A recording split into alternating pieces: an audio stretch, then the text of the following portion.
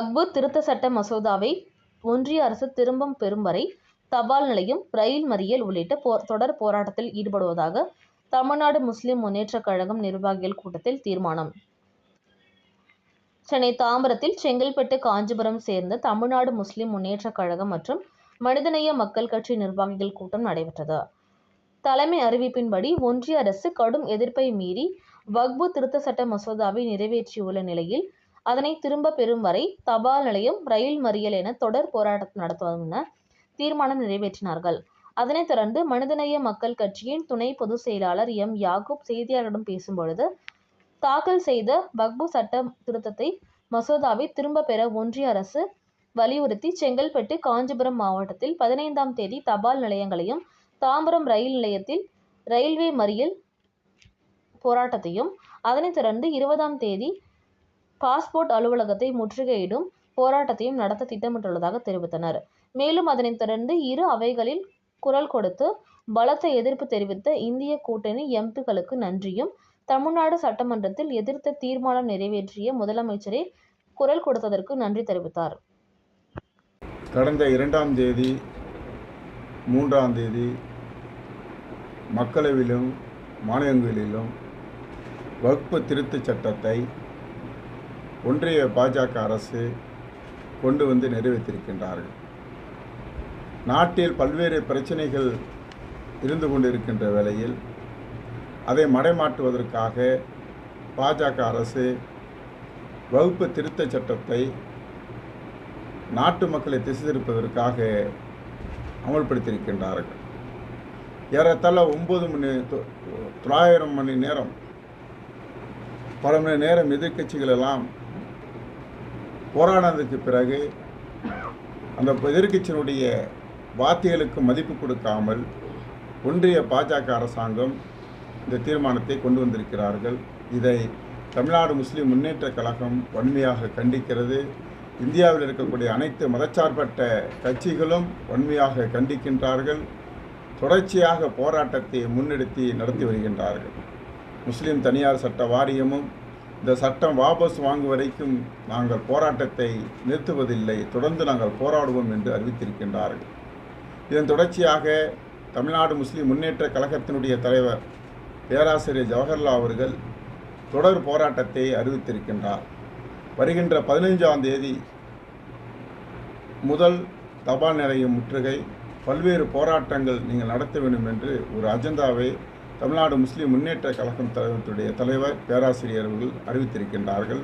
அதன் தொடர்ச்சியாக செங்கல்பட்டு மாவட்டம், காஞ்சிபுரம் மாவட்டத்தின் சார்பாக குன்றத்தூரில் தபால் நிலையம் முன்பாக பேரணி ஆர்ப்பாட்டத்தை அறிவித்திருக்கின்றோம்.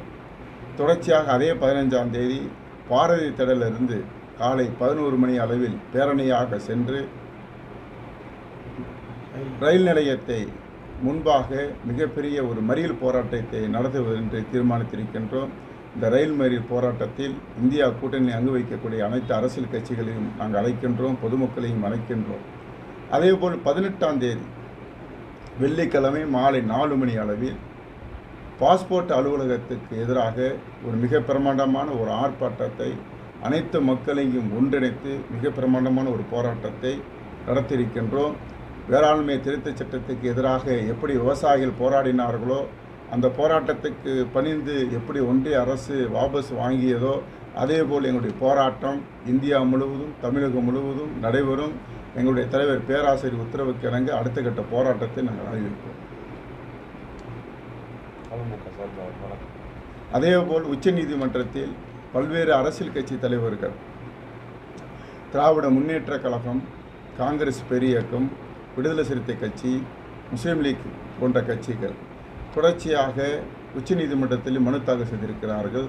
தமுமுகவும் உச்சநீதிமன்றத்தில் மனு தாக்கல் செய்து இந்த சட்டத்துக்கு எதிராக தடை கூறி மனு தாக்கல் செய்யப்பட்டிருக்கின்றது. அதேபோல் தமிழ்நாட்டுடைய முதலமைச்சர் அவர்களுக்கு ஏற்கனவே நாங்கள் நன்றியை தெரிவித்திருக்கின்றோம். மீண்டும் ஒரு முறை நன்றியை தெரிவித்துக் கொள்கிறோம்.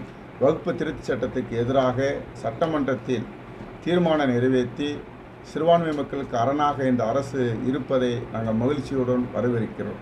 அதேபோல் அதே நாடாளுமன்றத்தில் சட்டம் ஏற்றிக்கொண்டிருக்கின்ற வேளையில் நம்முடைய சட்டமன்றத்தில் மாண்புமிகு தமிழ்நாட்டுடைய முதலமைச்சர் அவர்கள் தன்னுடைய வாசகம் மூலியமாக இந்த சட்டத்தை நாங்கள் எதிர்க்கிறோம் என்று 234 சட்டமன்ற உறுப்பினர் இருக்கக்கூடிய அவையில் மாண்புமிகு தமிழ்நாட்டுடைய முதலமைச்சர் எழுந்திருத்தி கோஷம் போட்டுவதை நாங்கள் வரவேற்கிறோம். அதேபோல் திராவிட முன்னேற்ற கழகத்தின் சார்பாக உச்சநீதிமன்றத்தில் மனு தாக்கல் செய்ததையும் நாங்கள் வரவேற்கிறோம். இந்தியா கூட்டணியுடைய தமிழ்நாட்டைச் சேர்ந்த அனைத்து எம்பிகளும், இந்தியாவில் இருக்கக்கூடிய அனைத்து எம்பிகளும், எதிர்க்கட்சி எம்பிகளும் இந்த திருத்த சட்டத்துக்கு எதிராக நாடாளுமன்றத்தில் குரல் கொடுத்ததை தமிழ்நாடு முஸ்லிம் முன்னேற்ற கழகம் வரவேற்கிறது. அவர்களை மகிழ்ச்சியோடு அரவணைத்து மகிழ்ச்சியை பகிர்ந்து கொள்கிறோம். நன்றி.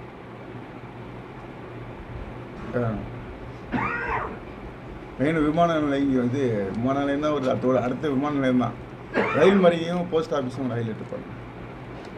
தேதி வரை சொன்னீங்க. தபால் நிலையம் அன்னைக்கு, இது ரயில் நிலையம் அன்னைக்கு, அதுக்கப்புறம் இது பாஸ்போர்ட் அன்னைக்கு. 15ஆம் தேதி காலையில் 11 மணி அளவில் பாரதி திடல், தாம்பரம் சண்முக சாலை பாரதி திடலிலிருந்து ஆண்களும் பெண்களும் இந்தியா கூட்டணியில் இருக்கக்கூடிய அங்கு வைக்கக்கூடிய அனைத்து தோழமை இயக்கங்களுடன் இணைந்து பிரம்மாண்டமான பேரணியோடு ரயில் நிலையத்தை முற்றுகையிடுவோம், ரயில் மறியல் செய்வோம். அடுத்தபடியாக குன்றத்தூரில், காஞ்சி மாவட்டம் குன்றத்தூரில் தபால் நிலையம் முன்பாக மிக பிரமாண்டமான ஆர்ப்பாட்டத்தை அன்றைய மாலை 4 மணி அளவில் நடத்தியிருக்கின்றோம். அதிலையும் அதிகமான மக்கள் பங்கெடுத்துக் கொள்வார்கள். அதேபோல் வருகிற 18ஆம் தேதி பாஸ்போர்ட் அலுவலகம், ஒன்றிய அரசாங்கத்தால் நடத்தப்படுகின்ற பாஸ்போர்ட் அலுவலகத்துக்கு எதிராக இதே பாரதி திடலிலிருந்து பிரமாண்டமான பேரணியோடு மாலை 4 மணி அளவிலிருந்து புறப்பட்டு முற்றுகை திரும்ப வகுப்பு திருத்த சட்டத்தை, அரசியலமைப்பு சட்டத்துக்கு எதிராக இருக்கக்கூடிய வகுப்பு திருத்த சட்டத்துக்கு எதிராக இந்த போராட்டம் நடைபெறும்.